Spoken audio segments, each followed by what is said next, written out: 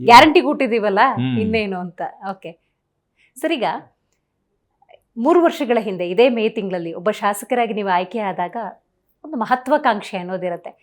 ನನ್ನನ್ನು ಈ ಕ್ಷೇತ್ರದ ಪ್ರತಿನಿಧಿಯಾಗಿ ಜನ ಆಯ್ಕೆ ಮಾಡಿದ್ದಾರೆ, ಈ ಕ್ಷೇತ್ರಕ್ಕೆ ನಾನು ಈ ಕೊಡುಗೆಯನ್ನು ಕೊಡಬೇಕು ಅಂತ ಹೇಳಿ ಏನೋ ಒಂದು ಪ್ಲ್ಯಾನ್ಗಳನ್ನು ಹಾಕ್ಕೊಂಡಿರ್ತೀರಿ.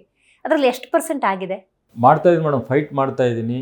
ಎಲ್ಲ ಯಾವ್ದು ಈ ಮಂತ್ರಿ ಅಂದಮೇಲೆ ಇಡೀ ರಾಜ್ಯ ಸರ್ಕಾರಕ್ಕೆ ಮಂತ್ರಿ ಇರ್ತಾರೆ, ಅವ್ರ ಹೌದು. ಪಕ್ಷಕ್ಕೆ ಮಂತ್ರಿ ಇರಲ್ಲ, ಪಕ್ಷಕ್ಕೆ CM ಇರಲ್ಲ. ಹ್ಮ್. ಅವ್ರ ಹತ್ರ ಹೋಗಿ ಸಮಸ್ಯೆ ತಗೊಂಡು ಅವ್ರ ಹತ್ರ ನೇರ ಹೋಗ್ತಾ ಇದ್ದೀನಿ, ಮನವಿ ಮಾಡ್ತಾ ಇದ್ದೀನಿ. ಒಂದಿಲ್ಲ 3 ಸಲ ಭೇಟಿ ಆಗ್ತಾ ಇದ್ದೀನಿ. ಕೆಲವರು ಸ್ಪಂದಿಸ್ತಾರೆ, ಕೆಲವರು ಸ್ಪಂದಿಸಲ್ಲ. ಕೆಲವರು ಸ್ಪಂದಿಸಿದವರು ಉದಾಹರಣೆ ಕೂಡ ಇದೆ, ಇಲ್ಲ ಅಂತಿಲ್ಲ. ತಂದು ಜನರಿಗೆ ಎಷ್ಟು ಅನುಕೂಲ ಆಗಬೇಕು ಅದನ್ನ ಸಾಕಷ್ಟು ಪ್ರಯತ್ನ ಮಾಡ್ತಾ ಇದ್ದೀನಿ ಮೇಡಮ್. ಒಂದು ನಮ್ಮ ಕ್ಷೇತ್ರದಲ್ಲಿ ಒಂದು ಸಿಂಧೋಲ್ ಅಂತ ಗ್ರಾಮ ಇದೆ, ಅಲ್ಲಿ ಬ್ರಿಡ್ಜ್ ಯಾವ್ದನ್ನು ಮಳೆಗಾಲ ಬಂದ್ರೆ ಒಂದು 1.5-2 ತಿಂಗಳು ಬಂದಿರ್ತಿತ್ತು. Connectivity to state highway, Hyderabad Mumbai ರೋಡಿಗೆ ಕನೆಕ್ಟಿವಿಟಿ ಇರ್ತಿತ್ತು.